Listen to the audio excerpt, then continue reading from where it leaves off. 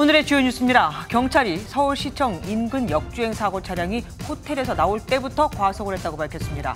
또 브레이크 작동 근거인 스키드 마크는 아예 없었던 것으로 조사됐습니다.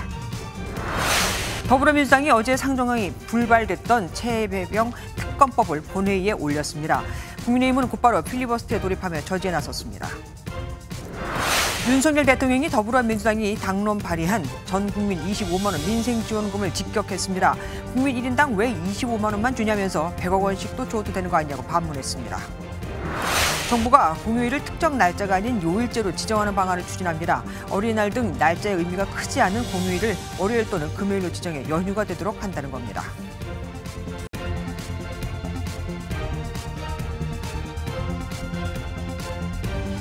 급발진이냐 급가속이냐, 서울시청역 역주행 사고의 원인을 두고 논란이 일고 있습니다. 급발진인가 아닌가를 구분하려면 일단 스키드마크, 자동차 바퀴에 눌림 자국이 있어야 하는데, 그럼 브레이크를 밟았는데도 차량이 서질 않았다고 볼 수 있거든요. 그런데 이를 두고 경찰이 말을 반복해서 더 혼란을 주고 있습니다. 처음엔 사고 차량의 정차 지점에서 스키드마크가 없다고 확인됐다고 했는데 바퀴에 눌림 자국이 아니라 유류물 흔적이라고 정정한 겁니다. 정확한 사고 경위를 파악하는 주요 단서가 될 수 있는 정보를 잘못 발표한 거죠. 오늘 경상자 1명이 추가돼 사상자는 총 16명으로 늘었습니다. 저 소식 박혜빈 기자가 보도합니다. 일방통행구역에서 갑자기 검은색 차량이 튀어나오더니 역주행하며 인도에 있던 시민과 차량을 잇따라 들이받고 멈춰섭니다. 지난 1일 밤 서울시청 인근에서 역주행하다 16명의 사상자를 낸 피의자 A씨 차량이 사고를 내고 정차하는 모습입니다. 경찰은 이번 사건과 관련해 해당 차량이 인근 호텔 출구에서 출발할 때부터 가속을 시작한 것으로 파악했다고 밝혔습니다. 여기가 일방통행인데 이쪽으로 가더라고. 인도에 있다가 다 죽은 거죠. 마강 할 때 저기서부터 봤으니까. 브레이크가 없어요. 반면 A씨의 아내는 브레이크가 작동하지 않았다며 급발진을 주장한 것으로 전해졌습니다. 하지만 브레이크 등이 켜지고 충돌 없이 스스로 멈춰선 사실도 드러나 사고 원인이 급가속에 무게가 실리고 있습니다. 취재진이 확보한 정차 전 CCTV 영상에서도 보조 브레이크 등이 켜지지 않은 것으로 나타났습니다. 현장에서는 브레이크를 밟을 때 생기는 바퀴 자국인 스키드마크 역시 전혀 발견되지 않은 것으로 확인됐습니다. 차량의 속도, 급발진, 제동장치 여부 등과 관련해서는 어제 해당 차량을 국과수에 감정을 의뢰하였습니다. 경찰은 병원에서 치료 중인 A씨를 대신해 어제 A씨 아내에 대한 조사를 시작으로 피해 차량 차주 등 참고인 조사를 이어갈 계획입니다. MBN 뉴스 박혜빈입니다. 그런데 사고 당시 6구의 시신이 무려 2시간 동안 도로에 사실상 방치됐던 것으로 MBN 취재 결과 확인됐습니다. 경찰이 신속한 수습을 요구했지만 소방당국은 사망자는 이송하지 않는다는 내부 규정을 이유로 시신을 옮기지 않은 겁니다. 한여희 기자가 단독 보도합니다. 서울시청역 인근에서 승용차 한 대가 인도로 돌진한 건 지난 1일 밤 9시 26분입니다. 당시 소방당국은 심정지 상태 환자 3명을 병원으로 이송했습니다. 하지만 그 자리에서 숨진 6명의 시신은 곧바로 수습되지 않았습니다. 그런데 MBN 취재 결과 당시 경찰은 소방당국에 조속한 시신 수습을 요청했다가 거절당한 것으로 드러났습니다. 당시 소방당국은 응급 환자 이송이 우선이고 사망자 이송은 하지 않는다는 내부 규정을 든 것으로 전해졌습니다. 경찰은 수차례 수습을 독촉했고 결국 소방당국이 사설 응급차를 불러 사고 발생 2시간 뒤인 밤 11시 25분쯤 시신을 서울 영등포병원 장례식장에 옮긴 것으로 확인됐습니다. 대통령실은 참사 1시간 뒤인 10시 34분쯤 윤 대통령이 피해자 구조와 치료에 총력을 다할 것을 행안부 장관과 소방청장에 지시했다고 밝혔는데 그로부터 1시간 뒤에야 시신이 수습된 겁니다. 당시 사고 현장에는 소방당국 고위 관계자도 있었던 것으로 전해졌습니다. 소방당국 관계자는 MBN과의 통화에서 내부 지침을 지킨 것이고 현장에서 시신 보존을 위해 대기 중이었다고 밝혔습니다. MBN 뉴스 한여입니다. 사고가 수습된 현장에는 피해자들을 애도하는 시민들의 발길이 꾸준히 이어졌습니다. 아빠 생각이 났다는 고교생부터 처참한 사고가 남일 같지 않은 동년배 총우에까지 안타까움과 위로를 전했습니다. 안병수 기자입니다. 날이 개면서 사고 현장에 놓인 흰색 국화는 늘어갑니다. 한 고교생은 사망 사고로 아빠 생각이 난다는 애틋한 편지를 남겼습니다. 퇴근 후 밥 한 끼 먹고 돌아가던 길에서 운명을 달리한 9명의 명복을 빈다는 추모의 말도 잊지 않았습니다. 잔에 소주를 채우고 2번 절을 하며 애도를 표하는 시민도 눈에 띕니다. 하늘나라에 가서 좋은 세상에 참 남은 세상에 잘 보내라는 뜻으로 왔습니다. 참 너무 안타깝습니다. 시청역에 시민들의 행렬이 이어지는 동안 고인의 일터에서도 추모 장소가 꾸려졌습니다. 직원 2명을 떠나보낸 서울시는 실제 이들이 일했던 시청 본관 7층에 추모 공간을 마련했습니다. 직원 4명이 숨진 은행은 서울 본점 전광판에 애도 문구를 띄었습니다. 이들의 빈소는 서울대 병원에 차려졌습니다. 너무나 황망해하시고 또 너무나 억울하시다고 합니다. 이 사고의 원인은 지금 밝혀지지 않았지만 사고의 원인을 확실하게 밝히고 서울시는 재난안전법에 따라 구호금과 장례비 지원 방안을 신속히 검토하겠다고 밝혔습니다. MBN 뉴스 안병수입니다. 사고 현장 인근에는 점심마다 직장인들이 몰리는 일명 북창동 먹자 골목이라는 게 있습니다. 여기 분위기도 침울하겠죠. 시민들의 발길이 줄고 있던 예약이 다 취소되고 하루 만에 매출이 반토막이 났다는 음식점도 있습니다. 심동욱 기자가 현장에 다녀왔습니다. 서울 북창동에 있는 먹자 골목입니다. 점심 식사를 하기 위한 발걸음이 하나둘 이어지지만 시민들의 마음은 무겁습니다. 사고에 충격이 가시지 않은 듯 지나가는 시민들 사이에서는 사고에 대한 얘기가 오갑니다. 그래서 저도 이제 그런 당사자가 될 수 있다는 생각을 하니까 좀 너무 무섭고 조금 나가기도 꺼려지는 약간 그런 생각들이 들더라고요. 사고 현장에서 30m 떨어진 곳에는 주변 직장인들이 많이 찾는 식당가가 나오는데요. 점심시간인데도 평소보다는 한산한 모습입니다. 사람들의 발길이 줄어들면서 상인들의 걱정도 커져갑니다. 사고에 대한 안타까움과 함께 생계에 대한 걱정도 찾아왔기 때문입니다. 단체가 보통 한 5, 6팀, 그리고 촌철 따진다고 하면 한 7, 80명 정도 돼요. 단체가 거의 없는 거죠. 점심도 그러고 저녁도 그러고. 예약 취소가 많아졌고 매출이 한 3분의 1 정도가 줄었어요. 점심이 한 3분의 1 정도 줄었고 저녁도 이제 절반가량은 줄은 것 같아요. 놀라움과 허망함 속에 북창동 거리의 상인들은 묵묵히 자리를 지켜가고 있습니다. MBN 뉴스 심동욱입니다.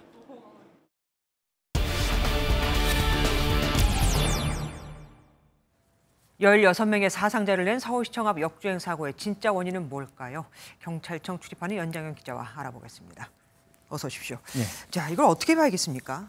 네, 우선 A씨가 차량의 급발진을 주장하고 있는 상황에서 네. 사고 당시 블랙박스에 어떤 내용이 좀 녹음되어 있는지가 급발진 여부를 가릴 열쇠입니다. 네. 지금까지 취재된 내용을 종합해 보자면 사고 당시 블랙박스에는 차량이 이상하다, 말을 안 듣는다 등 급발진 상황에서 나올 수 있는 대화는 녹음되어 있지 않은 것으로 알려졌습니다. 네.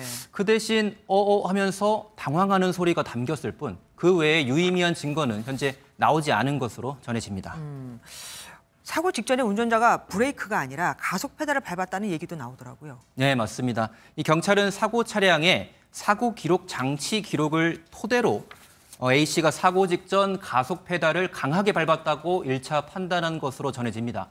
사고 기록 장치는 차량에 내장된 기록 장치인데 여기에 사고 직전 5초 동안의 가속 및 감속 페달의 작동 상황이 자동으로 저장이 됩니다. 네. A씨가 40년 경력의 숙련된 운전자로 알려져 있지만 사고가 날 정도의 당황스러운 순간에서는 이 두 페달을 혼동했을 가능성도 제기되고 있는데요. 함께 들어보시죠.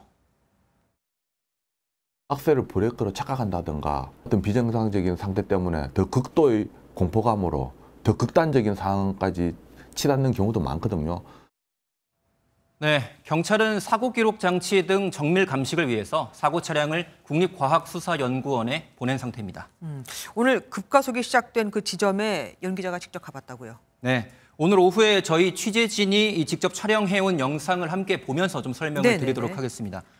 경찰에 따르면 A씨의 차량이 서울 웨스틴 조선 호텔 지하주차장을 나서는 지점부터 바로 급가속이 시작이 됐습니다. 하지만 보시다시피 그 지점부터 호텔 앞 대로변 등에는 현재 브레이크를 잡아서 생긴 바퀴 자국 등 별다른 흔적은 남아있지 않은 상태였습니다. 네. 그 외에 지하주차장 출구에서 조금만 빠져나오면 도로 노면과 신호등 옆에 이렇게 좌회전이 금지된 곳이란 표시가 있었고요. 네네. 문제가 된 세종대로 18길로 진입하는 방향으로도 커다란 표지판에 진입 금지라고 표시가 되어 있었기 때문에 평범한 상황에서는 역주행을 하기가 좀 어려운 곳이었던 것으로 보였습니다. 무엇보다 바로 앞이 왕복 6차선 대로잖아요. 네. 거기를 가로질러서 역주행을 했다? 이거 자체도 사실 좀 믿어지지가 않습니다. 네, 맞습니다. 하지만 이 사고 당시 시간이었던 밤 9시 이후에는 이곳을 지나가는 차량이 상대적으로 좀 적은 게 사실입니다. 시간이 늦어서. 그렇죠. 이런 상황에서 만약 운전자가 이곳 지리에 익숙하지 않았다면 진입 방향을 헷갈렸을 가능성도 희박하지만 여전히 존재합니다.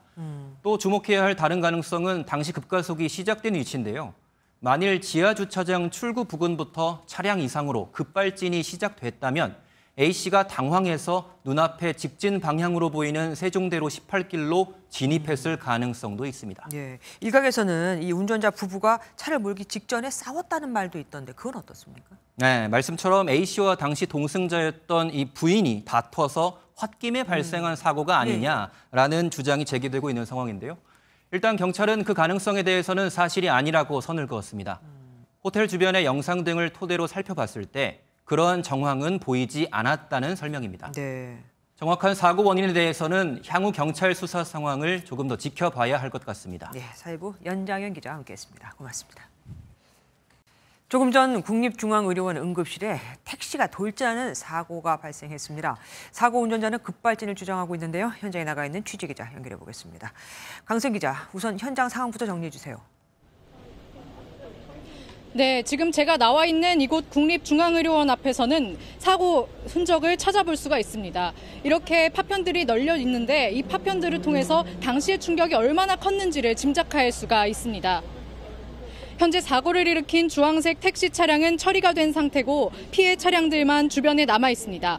차량 돌진 사고는 오후 5시 18분쯤 발생했습니다. 경찰과 소방당국은 이번 사고로 모두 3명의 부상자가 발생한 것으로 파악하고 있습니다. 부상자 가운데 중상자도 포함된 것으로 전해지고 있습니다.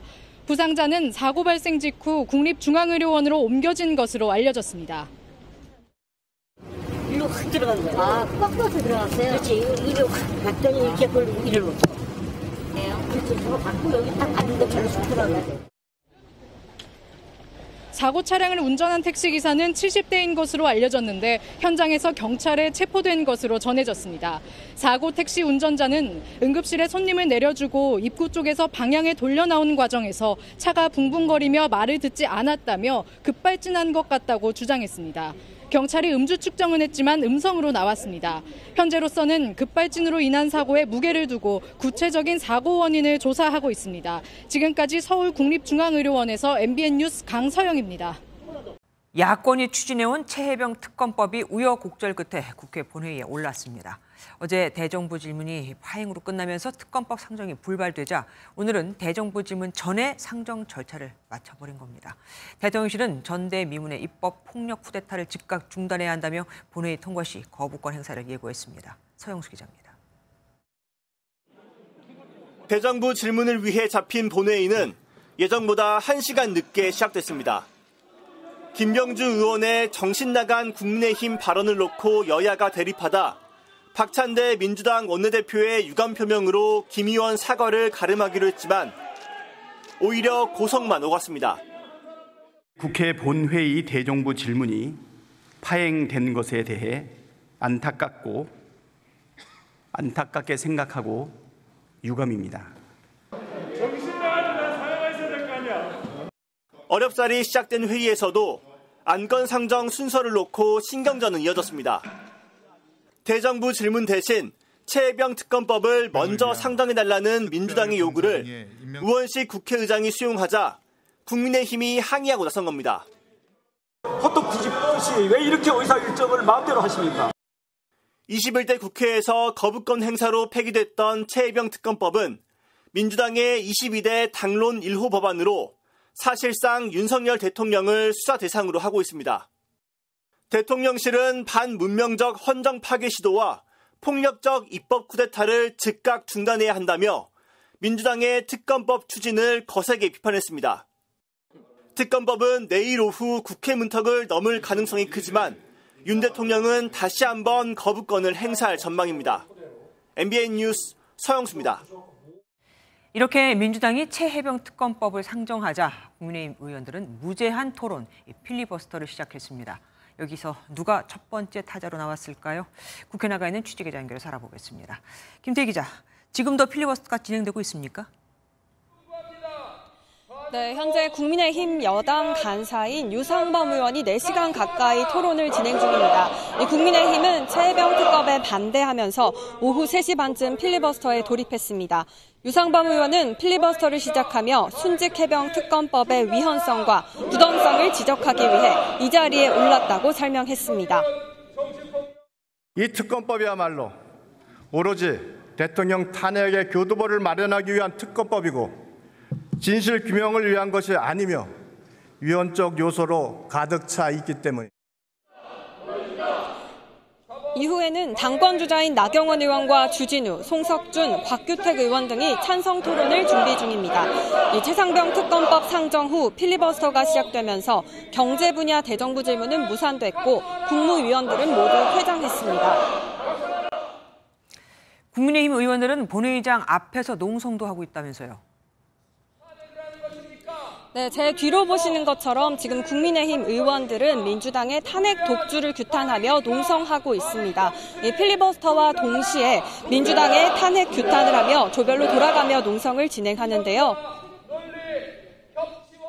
무엇이 무서워서 협의를 하지 않고 투명한 합의를 하지 않고 공수 상정을 하는 것입니까? 누구를 위한 상정입니까? 민주당이 필리버스터 시작 6분 만에 종결 동의안을 국회에 제출했습니다. 필리버스터는 24시간 후인 내일 오후에 종료될 예정입니다. 지금까지 국회에서 MBN 뉴스 김태희입니다. 정신 나간 국민의힘 국회의원들은 국민의힘 논평에서 한미일 동맹이라고 표현을 했습니다. 정신이 나가도 한참 나갔죠. 이 발언으로 어제 국회 대정부 질문은 재개되지 않았고 오늘 예정된 국방위 전체 회의도 취소가 돼버렸죠. 앞서 잠깐 보신 대로 박찬대 원내대표가 유감을 표명했지만 그럼에도 정작 김 의원은 소신을 굽히지 않고 있습니다. 국민의힘은 김 의원을 국회 윤리위원회에 제소하는 것을 검토하고 있습니다. 유승호 기자입니다. 국민의힘은 김병주 의원의 발언이 본회의 파행의 근본 원인이라며 사과를 촉구했습니다. 국회의원 품격에 전혀 맞지 않는 막말, 망언 수준의 거친 말을 한 것을 문제를 삼는 겁니다.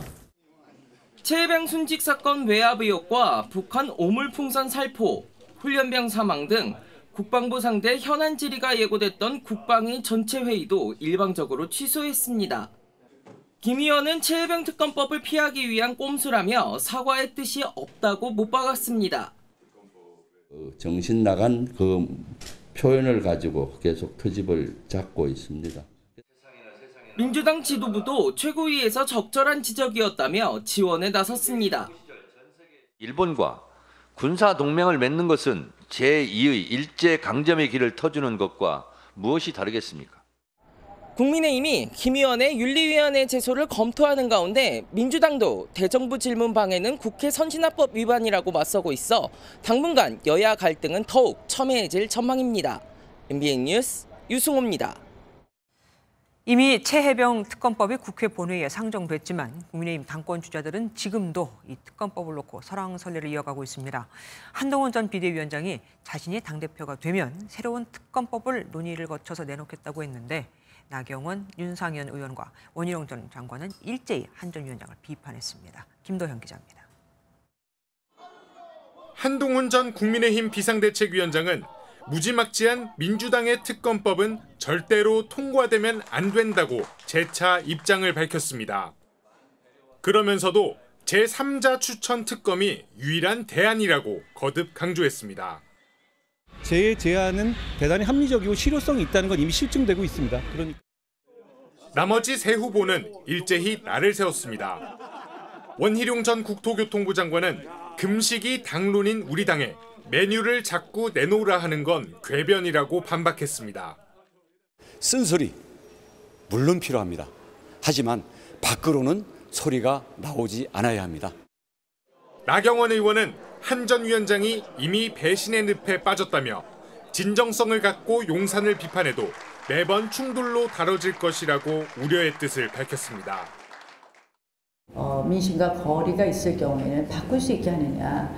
이건 역시 대통령과의 신뢰관계라고 생각을 하고요. 윤상현 의원 역시 당 내부 교란 행위라며 당을 위한 대표가 필요하다고 강조했습니다. 다른 3명의 후보하고 저하고의 차이점은 박 대통령 탄핵에 대해서 반대한 저가 유일할 겁니다. 한 전 위원장을 제외한 나머지 3 후보는 당의 전통적 텃밭인 대구 경북에서 당심 끌어모으기에 주력하고 있습니다. MBN 뉴스 김도형입니다. 김두관 전 더불어민주당 의원이 당권 도전에 나섭니다. 또 대명 기류 속에 들러리만 서게 될 것이라는 의견이 있지만 결과에 상관없이 의미 있는 도전이라는 목소리도 나옵니다. 장명훈 기자가 보도합니다. 김두관 전 의원이 고심 끝에 민주당 대표 선거에 출마하기로 마음을 굳혔습니다. 김 전 의원은 MBN과의 통화에서 대표직 출마를 위해서 정책 전반 등에 대해 당에서 요구하는 서류를 준비 중이라고 밝혔습니다. 그러면서 역사와 전통을 자랑하는 민주당의 민주라는 DNA가 훼손당하고 있다며 짧게 출마 해변을 밝혔습니다. 이재명 전 대표 중심의 일극 체제에 대해 견제구를 날리겠다는 의도로 해석됩니다. 당내 의견은 엇갈립니다. 이재명만 보이는 전당대회는 피할 수 있겠지만 이 전 대표가 당원들의 압도적 지지를 받는 만큼 의미 없는 도전일 것이라는 목소리가 많습니다. 영남에서 중요한 역할을 당의 지도자인데 의미 있는 득표를 하지 못한다고 하면 오히려 들러리라는 소리를 듣지 않을까. 결과가 어떻게 나오든 김 전 의원의 출마가 의미 있다는 시각도 있습니다. 한 재선 의원은 강력한 리더십 이후에는 위기가 왔다며 차기 지도자들이 미래를 준비하는 과정으로 보면 의미가 크다고 했습니다. 김 전 의원의 출마로 또 대면 기류에 변화가 생길지 관심이 쏠리는 가운데 다음 주 후보 등록을 시작으로 본격적인 당권 레이스가 펼쳐질 예정입니다. MBN 뉴스 장명훈입니다. 윤석열 대통령의 탄핵을 요구하는 국민청원 동의가 2주 만에 100만 명을 넘어섰습니다. 야권은 국정기조를 바꾸려 하지 않는 대통령에 대한 국민의 심판이라며 관련 청문회도 검토하겠다고 공세 수위를 높였습니다. 정태훈 기자입니다. 국회 국민동의청원 홈페이지입니다. 며칠째 수만 명씩 몰리더니 2주 만에 윤석열 대통령 탄핵 촉구 청원에 100만 명 넘게 동의했습니다. 민주당은 대통령이 민의를 무시한 결과라며 날을 세웠습니다. 혼을 내고 회초리를 들어도 대통령이 요지부동 마이동풍이니 2주도 안 되는 짧은 기간에 100만 명이 탄핵 청원에 동참하는 것입니다. 탄핵 청원은 상임위 회부 기준인 5만 명을 사흘 만에 넘기며 이미 법사위로 넘어왔습니다. 청원 기간이 아직 2주가량 남았는데 일각에선 이대로라면 실질적 탄핵 사태가 있을 수 있다는 경고가 나왔습니다. 조국혁신당도 박근혜 정권 당시 촛불 집회보다 빠르게 민심이 쌓여가고 있다며 국정기조 전환을 압박했습니다. 3년도, 석 달도, 3일도 길다는 국민이 먼저 시작한 청원입니다. 여당은 대통령실에 명백한 위법 사유가 없으면 탄핵이 불가능하다는 입장에 힘을 실었습니다. 지난 문재인 정권에서도 청와대 국민청원에 140만 명이 넘는 국민이 문 전 대통령 탄핵을 청원했다고 꼬집으면서 국민청원을 정쟁의 수단으로 악용하고 있다고 비판했습니다. 민주당은 법사위에서 엄정 심사하는 것은 물론 필요하면 청문회도 실시한다는 계획입니다. 다만 섣부른 탄핵 추진이 정치적 역풍으로 돌아올 수 있다는 우려도 나옵니다. MBN 뉴스 정태용입니다. 오고 가는 언제 매일 여의도는 전쟁 중 Talk to me. 정치 톡톡 시간입니다. 국회 출입하는 민지숙 기자와 함께합니다. 어서 오십시오. 첫 번째 주제 보겠습니다.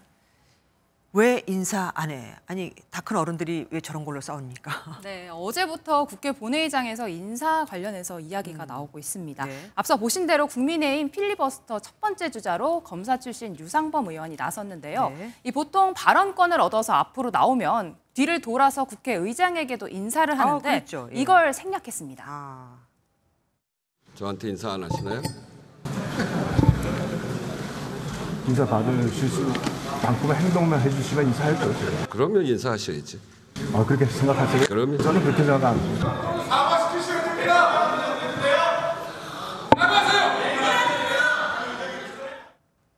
어제도 인사를 안 해서 소동이 있었는데 말입니다. 네. 그러면 추경호 원내대표도 의장에게 항의하기 위해서 직접 나섰다는 말도 들었습니다. 네, 오늘 원래는 대정부 질문이 먼저 예정이 되어 있었는데 우원식 의장이 갑자기 특검법을 먼저 처리하겠다고 하자 추경호 원내대표가 의장석 앞으로 나왔습니다. 네. 왜 호떡 뒤집듯이 민주당이 시키는 대로 의사 진행을 하냐며 항의를 했는데요. 여기에 대해 우원식 의장은 이렇게 대답했습니다. 민주당 시키는 대로 아니고요. 순서에 정해놓은 대로 하는 겁니다. 왜 앞뒤가 안 맞게 일관성이 없게 이렇게 진행을 하십니까? 이러니까 우리 의원들이 의장님께 인사를 안 하는 겁니다. 네, 잘 알았습니다. 들어가시죠. 아이고, 끝까지 신경전이 거셉니다. 다음 보겠습니다. 도둑이 몽둥이 든 격. 누구한테 한 말이죠? 네, 지금 탄핵 민주당이란 키워드가 뒤에 떠 있는데요. 네. 현직 검사 탄핵을 추진하고 있는 민주당을 향한 공세의 목소리입니다. 민주당이 이재명 전 대표 관련된 수사를 해온 검사들에 대해서 탄핵안을 당론으로 처리한 것을 두고 여당의 공세가 이어졌습니다. 담당 검사를 수사하고 보복 탄핵하겠다고 하는 것은 도둑이 도리어 몽둥이를 드는 적반하장이 아닐 수가 없습니다. 여당도 그렇지만 검찰도 당연히 지금 반발하겠어요. 어제 이원석 검찰총장이 직접 공개 비판에 나섰죠. 오늘은 이 검찰 내부망에 대장동 사건을 수사 지휘했던 송경호 고검장이 나를 탄핵하라라며 항명의 글을 올렸고 네. 60여 명의 검사들도 도둑이 경찰 때려잡겠다는 것과 다를 바 없다고 반발했습니다. 앞서 울산시장 선거 개입 의혹으로 검찰 수사를 받았던 황운하 조국혁신당 원내대표는 이렇게 꼬집었습니다. 어느 행정부 외청의 기관장이 조폭의 보스가 패거리를 이끌고 다니듯이 참모들을 배석시킨 가운데 공개 반발을 하나요? 마지막 주제 보겠습니다. 한동훈 절친이라고 원희룡 전 장관이 얘기한 겁니까? 맞습니다. 요즘에 국민의힘 전당대회 주자들이 앞다투어 방송에 나오고 있죠. 네네. 인터뷰 바쁘게 나오고 있는데 원희룡 전 장관 오늘 한 라디오 방송에 나와서 한동훈 대세론에 대해 질문하는 진행자에게 이렇게 이야기했습니다. 더 오래된 한동훈 위원장의 절친인 거 제가 잘 알지만 편파적으로 하면 안 됩니다. 아시겠죠? 그럴 리가 없다고 믿지만은. 예. 네. 네, 진행자를 향해 날을 세운 건데요. 진행자는 어떤 사적 관계와 상관없이 균형 있게 진행하고 있다라고 밝혔습니다. 네. 동갑내기로 알려진 두 사람 오랜 친분이 있는 걸로 알려졌는데요. 한 전 위원장이 총선 이후 잠행을 마치고 처음으로 전당대회 출마의 뜻을 밝힌 것도 이 방송이었습니다. 전당대회가 가까울수록 크고 작은 신경전이 더 많아지겠죠. 계속해서 취재 잘 부탁드립니다. 지금까지 민지숙 기자와 함께했습니다. 윤석열 대통령이 하반기 경제정책 방향 회의를 주재하며 25조 원 규모의 소상공인 종합 대책을 발표했습니다. 이재명 전 더불어민주당 대표가 추진하는 민생지원금을 겨냥해서는 국민 1인당 왜 25만 원만 주냐, 100억 원씩 줘도 되는 거 아니냐며 작심 비판했습니다. 전정인 기자입니다. 윤석열 대통령은 청와대 영빈관에서 하반기 경제정책 방향 회의를 주재하고 역동경제 로드맵을 발표했습니다. 취임 이후 5번째 경제정책 방향 회의입니다. 윤 대통령은 코로나 시기 영업 제한과 과도한 대출이 지금 소상공인들이 겪는 어려움의 근본적 원인이라며 25조 원 규모의 소상공인 종합 대책을 내놨습니다. 포퓰리즘적인 현금 나눠주기식이 아니라 도움이 절실한 소상공인들에게 맞춤형으로 충분한 지원을 펼치고 그러면서 더불어민주당이 당론으로 발의한 전국민 25만 원 지원법을 작심 비판했습니다. 아니 그럴 것 같으면 왜 25만 원만 줍니까? 국민 1인당 한 10억씩, 한 100억씩 줘도 되는 거 아니에요? 그렇게 되면 어떤 결과가 나오는지 뻔한 거 아니겠습니까? 이 전 대표의 국채 발행을 통한 재정 충당 주장을 겨냥한 듯 국채라는 것을 정말 개념 없이 대차 대조표에 대변 차변이 일치되면 문제없다는 식으로 마구 얘기한다고 지적했습니다. 한덕수 총리도 윤 정부 출범 당시 물려받은 경제를 봤을 때 나라가 망할 수도 있겠다는 생각을 했다며 전 정부의 재정 정책을 향해 날을 세웠습니다. MBN 뉴스 전정인입니다. 문재인 전 대통령의 딸 문다혜 씨 가족의 해외 이주 지원 의혹을 수사하고 있는 검찰이 최근 감사원을 압수수색했습니다. 문재인 정부가 다혜 씨의 태국 이주 당시 도움을 준 건 아닌지 확인할 수 있는 자료를 확보한 것으로도 전해졌습니다. 이혁재 기자입니다. 지난 2019년 곽상도 당시 자유한국당 의원을 비롯해 1,700여 명이 감사원에 공익감사를 청구했습니다. 문재인 전 대통령의 딸인 다혜 씨의 가족이 태국으로 이주할 때 정부가 지원했다는 의혹을 확인해달라는 것이었습니다. 따님의 해외 이주와 관련된 권력의 비호가 없었는지 관련되는 모든 사항을 감사해 줄 것을 요청하는 감사. 하지만 감사원은 공익감사 청구 자문위원회의를 열고 감사 대상이 아니라는 등의 이유로 청구를 기각했습니다. 해당 의혹을 수사하고 있는 검찰이 당시 기각 결정문 확보를 위해 지난달 감사원을 압수수색했습니다. 검찰은 앞서 다혜 씨가 이주 당시 청와대 관계자와 금전 거래를 한 정황을 포착하고 거래 성격을 수사하고 있었습니다. 이상직 전 민주당 의원이 중소벤처기업진흥공단 이사장에 임명되는 과정에서 문정부의 개입이 있었다고 보는 검찰은 이 전 의원이 그 대가로 다혜 씨의 태국 이주 등에 도움을 준 건 아닌지 의심하고 있습니다. 또 이 전 의원이 실소유주로 알려진 항공사에 문 전 대통령의 전 사위의 채용 특혜 의혹에 대해서도 수사를 계속하고 있습니다. 문 전 대통령 가족에 대한 수사가 속도를 더하면서 곧 다혜 씨에 대한 소환 조사가 있을 거란 전망도 나옵니다. MBN 뉴스 이혁재입니다. 전 연인을 차에 강제로 태운 뒤 50km를 도주한 남성이 붙잡혔습니다. 그런데 이 남성 이게 처음이 아니었습니다. 이전에도 교제 폭력 전력으로 경찰 조사를 받은 적이 있었다고 하거든요. 이한나 기자가 단독 보도합니다. 순찰차가 앞서가는 흰색 승용차를 빠르게 추격하고 다른 순찰차는 도로 반대편에서 차량을 막아섭니다. 추격전이 몇 분간 더 이어지더니 차량이 속도를 줄인 틈을 타 순찰차가 그 앞을 막아서고 나서야 도주국은 끝이 납니다. 어제 오후 3시 50분쯤 30대 남성 A씨가 전 연인을 차량에 감금한 혐의로 경찰에 검거되는 모습입니다. 경찰차가 한 대 앞에, 그다음에 흰색 차 한 대 있었고, 앞에 남자 하나 있었고, 뒤에는 여자가 탔더라고요. 앞서 오후 2시 10분쯤 경기도 용인의 한 식당에서 여성을 강제로 차량에 태우는 것 같다는 시민의 신고가 접수됐습니다. 경찰은 현장 CCTV 등을 토대로 차량 번호를 특정해 A씨를 추적했습니다. A씨는 경찰의 추격을 한 차례 따돌려 20분간 달아났다가 서울 용산구의 한 도로에서 덜미를 잡혔습니다. A씨는 범행 당시 전 여자친구인 B씨를 차량 뒷좌석에 태운 채 약 50km를 도주한 것으로 파악됐습니다. 경찰 조사 결과 A씨는 이전에도 서울 용산구와 은평구 일대에서 교제폭력 전력이 있었지만 피해 여성이 처벌을 원치 않는다고 밝혀 석방됐던 것으로 전해졌습니다. MBN 뉴스 이한나입니다. 초등학교 4학년 학생이 학교 폭력에 시달리다 못해 죽고 싶다는 글을 남겼습니다. 피해 학생이 담임교사에게 도움을 요청했지만 무시당했다는 주장도 나왔습니다. 학교 폭력 대응 매뉴얼도 지켜지지 않았죠. 강세훈 기자가 단독 취재했습니다. 초등학교 4학년 남학생의 다리에 시퍼렇게 멍이 들었습니다. 병원에서는 전치 2주의 진단이 나왔습니다. 피해 학생은 지난 3월부터 최근까지 같은 반 학생에게 폭행을 당했다고 했습니다. 괴롭힘을 당한 게 억울하고 죽고 싶었다는 글까지 남겼습니다. 때마다 왜 쳤냐고 말했는데 자기가 안 했다고 막 그러면서 계속 때려요. 마음이 아파요. 학생은 폭행을 당할 때마다 담임교사에게 도움을 요청했다고 했습니다.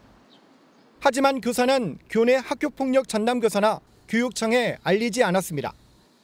학교폭력 사실을 지체 없이 통보해야 하는 신고 의무를 어긴 겁니다. 담임교사가 알리기만 하면 돼요. 그렇게 하면은 이제 학교폭력 전담 교사가 최초 사안복을 우리한테 하거든요. 피해 아동 부모는 담임교사가 거짓말로 일관해 학교폭력을 뒤늦게 알게 됐다고 했습니다. 학교폭력이 일어났음에도 불구하고 그 담임 선생님은 저희 아이와 그 아이가 싸우고 잘 지내고 합니다. 이 정도로만 얘기를 해서. 학교 측은 담임교사의 교육 방식에 전혀 문제가 없다고 해명했습니다. 전북교육청은 해당 학교를 상대로 조사에 들어갔습니다. MBN 뉴스 강세훈입니다. 경찰관이 3분 사이에 2차례나 의식을 잃은 아파트 경비원을 심폐소생술로 살려냈습니다. 평소 동료를 손바닥보다 잘 알고 있던 경찰관 덕에 병원에도 빨리 갈 수 있었죠. 전민석 기자가 보도합니다. 경찰관이 바닥에 쓰러진 아파트 경비원의 가슴을 힘차게 압박합니다. 가쁘게 숨을 내뱉으며 파랗게 질렸던 얼굴에 혈색이 돌아옵니다. 지난달 27일 오후 6시 13분쯤 서울 답심리동의 한 아파트에서 근무 중이던 경비원 김모 씨가 의식을 잃고 쓰러졌습니다. 경비실에서 쿵 소리가 나더라고요. 사람이 넘어지더라고요. 그러니까 쓰러져 숨 헐떡거리고 있는 거예요. 현장에 도착한 서울 동대문경찰서 김세민 경위는 곧장 경비실로 뛰어들어 심폐소생술을 시작했습니다. 공교롭게 제가 거주하고 있는 아파트여서 지리를 골목골목 알다 보니까 30초 만에 현장 도착했었습니다. 쓰러진 김 씨와 김경위는 아파트에서 자주 인사하던 가까운 이웃이었습니다. 경찰관의 심폐소생술로 한 차례 깨어났던 경비원은 불과 1분 뒤에는 다시 한번 의식을 잃었습니다. 두 번째 심폐소생술로 김 씨를 구한 김경위가 119 구급차도 앞장서 안내한 덕에 2.5km 거리의 병원까지 3분 만에 무사히 도착할 수 있었습니다. 동네를 손바닥 들여다보듯 알고 있던 경찰관 덕분에 이웃이 소중한 생명을 구했습니다. MBN 뉴스 전민석입니다. 장맛비와 강풍이 주춤하자 제주는 30도가 넘는 폭염이 이제는 기승을 부리고 있습니다. 체감온도가 33도 내외를 보인 북부와 동부에는 올여름 첫 번째 폭염특보가 발효됐습니다. KCTV 제주방송 김용원 기자가 보도합니다. 공공근로 어르신들이 제초 작업에 한창입니다. 마스크와 모자, 긴 옷차림에 땅에서 올라오는 복사열까지 야외 작업장은 찜질방보다 더합니다. 물과 소금 그리고 10분의 휴식 시간에도 찜통 더위를 이겨내기란 여간 어려운 게 아닙니다. 아직 더운 거 아니. 장마 끝나면 엄청 더울 거. 우리가 땀을 많이 흘리면 탈수 현상이 일어나잖아요. 그러니까 그 탈수하지 말라고 소금을 주죠. 더위에 지친 시민들은 버스 정류장에 있는 에어 송풍기를 연신 켜보지만 뜨거운 바람만 나옵니다. 시원한 수증기를 내뿜는 장치는 아예 작동도 되지 않습니다. 먹통인 냉방장치에 불쾌지수만 높아집니다. 오늘같이 더운 날 좀 찬바람이 나와야 좀 그 혜택이 있는데 이걸 있어봐야 좀 뜨거운 바람이 나오니까 이거 뭐 이 자리를 피하게 되네요. 제주시가 32.9도, 성산읍 수산리는 33.9도, 대흘은 33.8도까지 치솟았습니다. 장맛비가 주춤하자 30도가 넘는 무더위가 기승을 부리면서 제주에는 올여름 첫 폭염특보가 발효됐습니다. 횡년상으로 기온이 높아진 북부와 동부, 북부 중산간에 폭염주의보가 내려졌는데 이는 지난해보다 일주일가량 빠른 겁니다.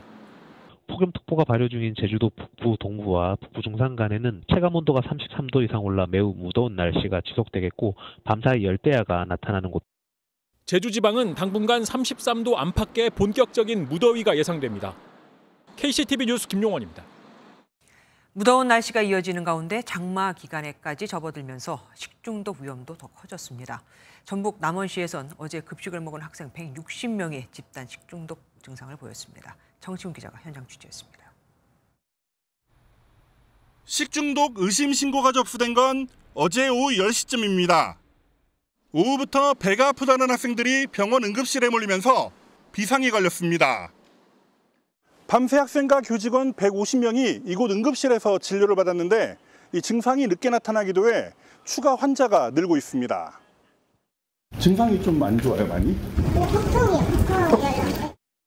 어제 새벽 2시 기준으로 120명 왔다는데요. 이상한 고기 들어있는 거 나왔어요. 증상이 심한 학생도 있습니다. 그냥 단순하게 넘기면 안 될 것 같고 일단 좀 증상을 이틀 정도 지켜보자고 하셨고요. 조사 결과 남원 시내 초중고 15개 학교에서 식중독 환자가 발생했습니다. 급식을 먹은 학생과 교직원은 3,000명에 이릅니다. 교육청과 보건당국은 점심만 제공하는 초등학교까지 환자가 발생한 점으로 미뤄 어제 점심급식을 중점적으로 역학조사를 벌이고 있습니다. 보존식과 그날 학교에서 먹은 물, 그리고 그 식기구 이제 그런 환경 검체를 지금 진행하고 있습니다. 식중독 환자가 발생한 한 개 학교는 재량 유업을, 9개 학교는 수업을 단축했습니다. 일부 학교는 기숙사에 머무는 학생도 모두 집으로 보내고 기말고사도 다음 주로 미루기도 했습니다. MBN 뉴스 정춘우입니다. 한우 한 마리를 팔 때마다 230만 원씩 손해를 본다. 농가에서 나오는 한탄입니다. 사료비 등 생산 비용은 뛰는데 한우값은 떨어졌기 때문입니다. 견디다 지친 한우 농가들이 12년 만에 거리로 나왔습니다. 한우까지 지표에 동참시키려고 했지만 그러지는 못했다네요. 이승훈 기자입니다. 한우 농민들이 일제히 구호를 외칩니다. 한우밥을 조정하라! 소를 인하라! 소를 키울수록 적자가 나는 상황이 계속되자 12,000명의 한우 농가들이 거리로 쏟아져 나온 겁니다. 2012년 속값 파동 이후 12년 만입니다. 3년에 거쳐서 발효한 한우산업법을 정부에서 이거를 포기한 것 아닙니까? 소가 키워도 적자입니다. 빚에 허덕일 수밖에 없는 현실입니다. 농민들은 집회에 소떼를 몰고 와 정부에 반납하는 퍼포먼스도 벌이려 했지만 경찰의 제지로 무산됐습니다. 이들이 다시 거리로 나선 이유는 한우를 키울수록 적자이기 때문입니다. 실제 지난해 소 한 마리를 키우는 데 드는 비용은 497만 원인데 판매가는 369만 4천 원으로 마리당 120여만 원 적자를 받습니다. 한우 한 마리를 판매할 때마다 나는 적자는 올해 200만 원으로 추정되는데 적자폭은 3년째 확대되는 모습입니다. 농민들은 사료값을 낮추는 내용 등의 한우법 통과를 추진했지만 대통령 거부권 행사로 무산됐습니다. 소 가격이 요즘엔 너무 없고 그러다 보니까 새끼 내야 될 암소들에게 지금 비육을 시키는 과정이 농가에 많이 이루어지고 있고 정부는 한우 농가만 특별법으로 지원할 수 없다는 입장을 고수하고 있어 갈등은 계속될 전망입니다. MBN 뉴스 이승훈입니다. CNN이 여론조사를 한 결과 바이든 대통령 대신 오바마 전 대통령의 부인 미셸 오바마가 대통령 선거에 출마한다면 트럼프 전 대통령을 압도한다는 결과가 나왔습니다. 민주당 지지자들 역시 후보를 바꾸면 대선 승리가 가능할 거라고 답했고요. 워싱턴에서 최정락 파원입니다. 첫 토론 이후 실시된 CNN 여론조사에서 트럼프 전 대통령은 49%, 바이든 대통령이 43%로 6%포인트의 격차를 보였습니다. 해리스 부통령이 출마할 경우 트럼프 전 대통령 47%, 해리스 부통령은 45%로 바이든 대통령보다 높게 나와 오차 범위 내 박빙입니다. 민주당 지지층 56%도 바이든 대통령보다는 다른 후보를 내세울 경우 대선 승리 가능성이 크다고 내다봤습니다. 특히 로이터 조사에서는 일각에서 대선 후보로 거론된 오바마 전 대통령의 부인 미셸 오바마 여사가 50%의 지지율로 트럼프 전 대통령 39%를 압도하는 것으로 나타났습니다. 오바마 여사는 정치에 참여할 뜻이 없다는 입장을 분명히 밝혀왔지만 여론조사 결과 후 거취에도 관심이 쏠리고 있습니다. 특히 민주당 소속 77세 로이드 도게드 의원이 바이든은 재선을 포기해야 한다며 연방 의원으로는 처음으로 후보 사퇴를 촉구했습니다. 반면 바이든 캠프와 백악관은 바이든 대통령의 지지율에는 변화가 없고 언론이 과잉 보도를 하고 있다며 적극적인 방어에 나섰습니다. Does President Biden at 81 years old have Alzheimer's, any form of dementia or degenerative illness? The president had a cold. He had a hoarse voice. You all heard it. That's why you reached out. 바이든 대통령도 기자들을 만나 해외 순방에 따른 피로 누적 때문이라며 토론 무대에서 거의 잠들 뻔했다고 말한 것으로 전해졌습니다. 해리스 부통령 경쟁력이 더 높게 나오고 민주당 내에서조차 후보 교체 요구가 이어지면서 바이든 대통령은 당내 이해와 협조를 구하는데 당분간 집중할 예정입니다. 워싱턴에서 MBN 뉴스 최종락입니다. 인도 힌두교 행사에서 최소 121명이 숨지는 대형 압사 사고가 발생했습니다. 당초 신고된 인원은 8만 명이었는데 이보다 3배 이상 많은 25만 명이 모였거든요. 사망자는 대부분 여성과 아이들이었습니다. 최희지 기자입니다. 군중이 밀집한 상황에서 곳곳에 사람들이 쓰러졌지만 인파에 끼어 오도 가도 못합니다.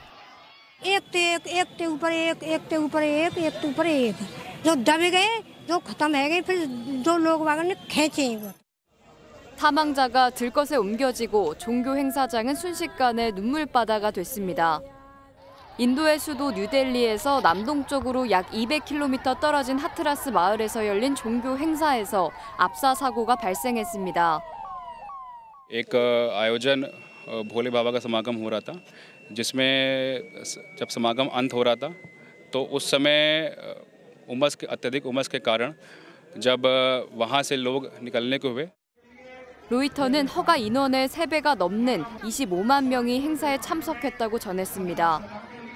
특히 공기가 잘 통하지 않는 천막에서 열리다 보니 행사가 끝나자마자 일부 참가자들이 빨리 나가려고 몰리면서 사고가 일어난 것으로 보입니다. 피해자는 대부분 여성과 어린이로 최소 121명이 사망한 것으로 확인됐습니다. 인도 모디 총리는 애도를 표하며 보상을 약속했지만 일각에서는 준비 부족으로 인한 참사라는 비판의 목소리도 나오고 있습니다. मैं इस सदन के माध्यम से सभी को ये भरोसा देता हूं कि पीड़ितों की हर तरह से मदद की जाएगी. 인도에서는 2011년 종교 축제에서 100여 명이 압사 사고로 목숨을 잃는 등 대규모 참사가 이어지고 있습니다. MBN 뉴스 최희지입니다. 13년 동안 이어진 내전으로 많은 시리아인들은 세계 곳곳으로 흩어져 살고 있죠. 그런데 튀르키예에서 시리아 난민을 겨냥한 집단 폭력이 잇따르고 있습니다. 시리아 남성이 7살 여자아이를 성추행한 게 발단이 된 겁니다. 송정 기자가 보도합니다. 한밤중에 모여든 사람들이 상점문을 발로 차고 돌을 던집니다. 굳게 닫힌 문이 열리지 않자 몽둥이까지 휘두릅니다.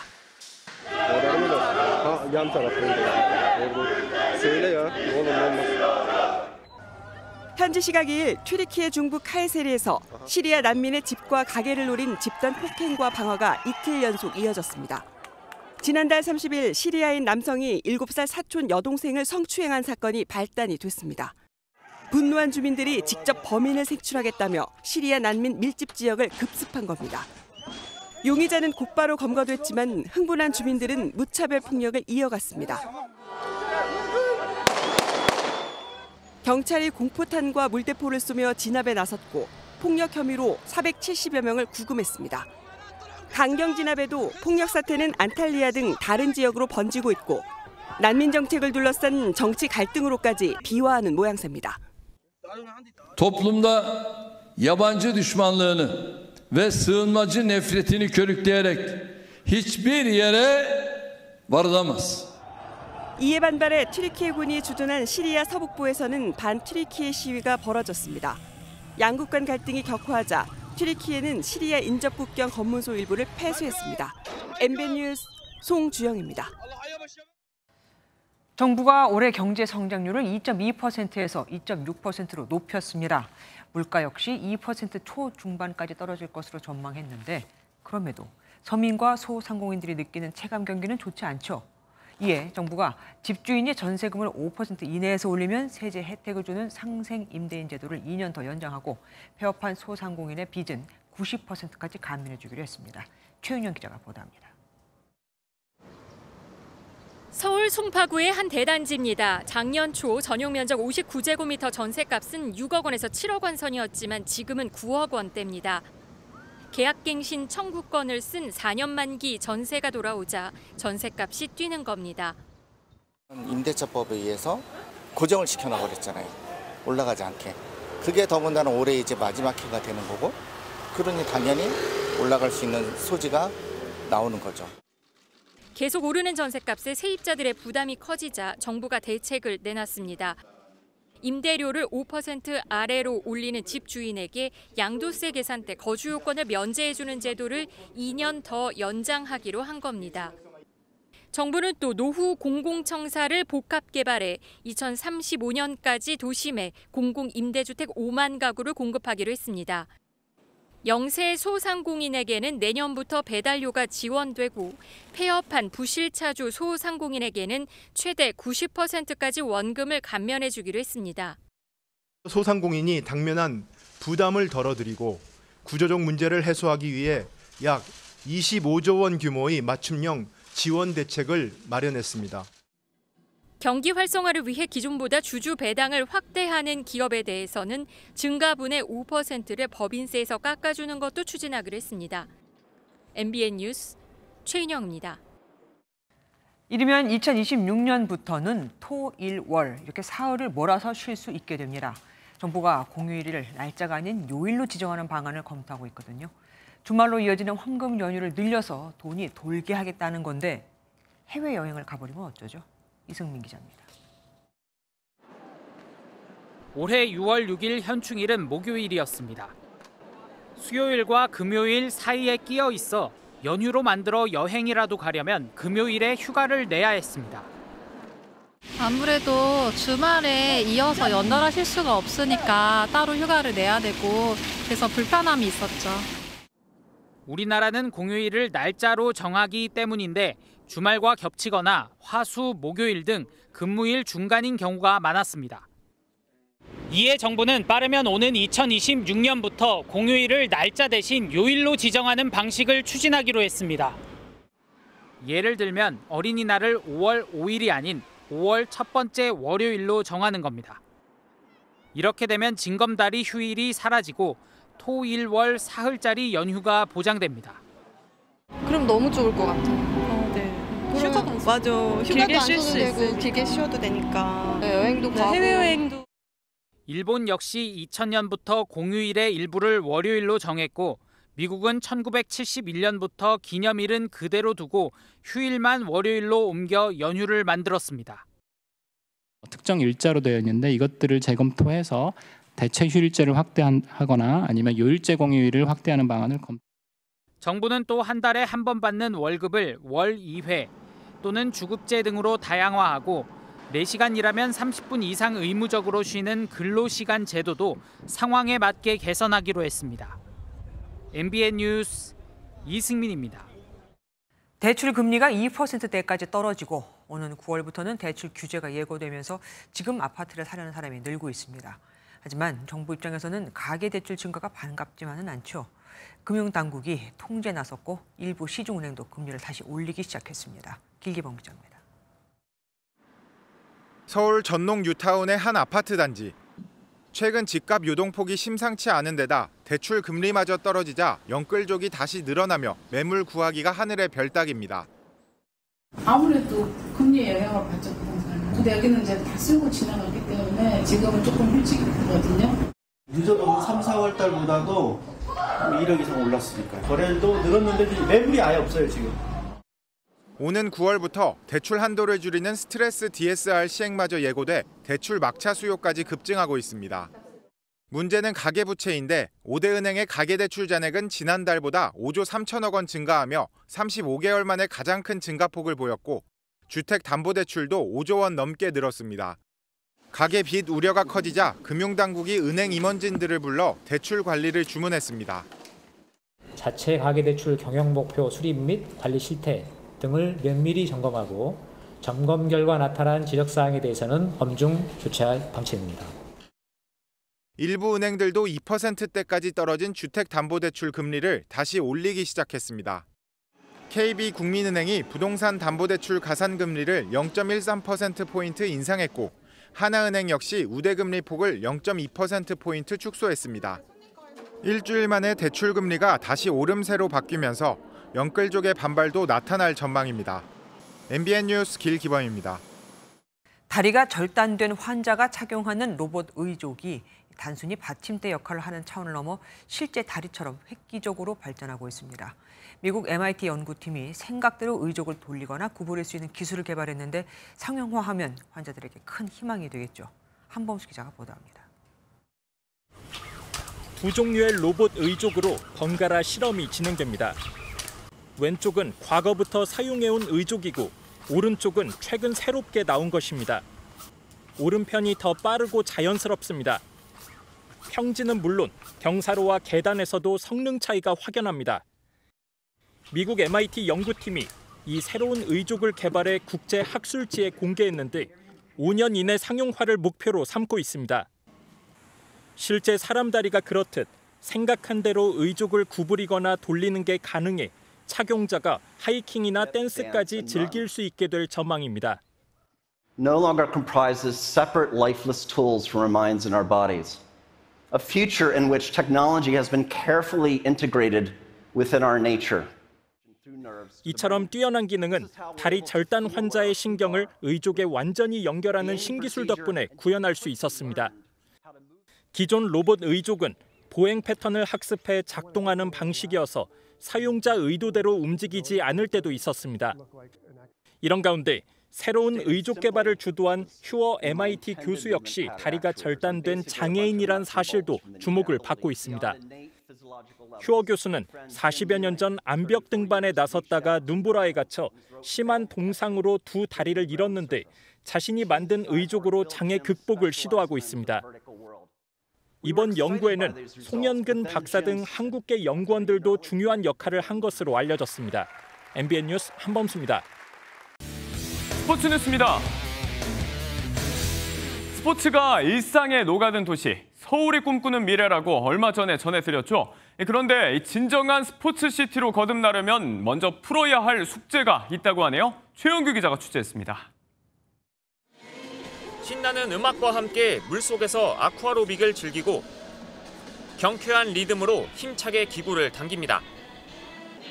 지난달 개관한 쌍문 종합체육센터는 하루에만 1,700여 명의 주민들이 이용할 정도로 인기가 많습니다. 집이 가까우니까 시간은 안정해져 있고 매일 와요. 하루에 1시간씩. 이렇게 서울에는 공공기관이 운영하는 공공체육시설과 민간 체육시설이 최근 꾸준히 늘어 우리 생활 구석구석에 파고들고 있습니다. 하지만 다른 올림픽 개최지에 비하면 여전히 부족합니다. 서울에는 인구 10만 명당 약 116개의 체육시설이 있습니다. 하지만 이번 올림픽이 열리는 파리에는 인구 10만 명당 약 140개의 체육시설이 있어 시민들이 보다 더 편리하게 운동을 즐길 수 있습니다. 부담 없이 이용할 수 있는 공공체육시설 비중 역시 파리는 무려 67%, 3년 전 올림픽을 개최한 도쿄는 38%지만 서울은 22%에 불과합니다. 시설을 늘리기 위해선 결국 예산이 필요한데 특히 체육시설 건립과 운영에 쓰이는 국민체육진흥기금 확대가 현실적인 대안으로 꼽힙니다. 시설 분야 같은 경우에는 워낙 사업비가 많이 들기 때문에 중앙에서 지방을 지원해주는 국민체육진흥기금의 예산의 확대는 사실 지방 입장에서는 상당히 필요한 구조다. 인구는 줄어드는데 고령화는 심해져 건강관리가 그 어느 때보다 중요해진 시대. 진정한 스포츠시티로 거듭나기 위해서는 경기장 못지않게 주민들을 튼튼하게 하는 풀뿌리 시설 확충이 절실합니다. MBN 뉴스 최영규입니다. 장맛비가 주춤한 틈을 타서 무더위가 찾아왔습니다. 내일은 다시 전국적으로 장맛비가 내리겠습니다. 늦은 오후에 수도권과 충남 지역부터 비가 시작돼서 밤이 되면 중부 전역과 경북 북부 지역에도 비가 내리겠고요. 모레는 이 비가 전국으로 확대되겠습니다. 이번 비는 중부지방에 집중되겠습니다. 충남과 대전, 세종에 150mm 이상, 충북 지역과 전북에 120mm 이상, 경기 남부에도 100mm 이상의 많은 비가 내리겠습니다. 서울을 비롯한 그 밖의 곳곳으로는 30에서 80mm의 비가 내리겠습니다.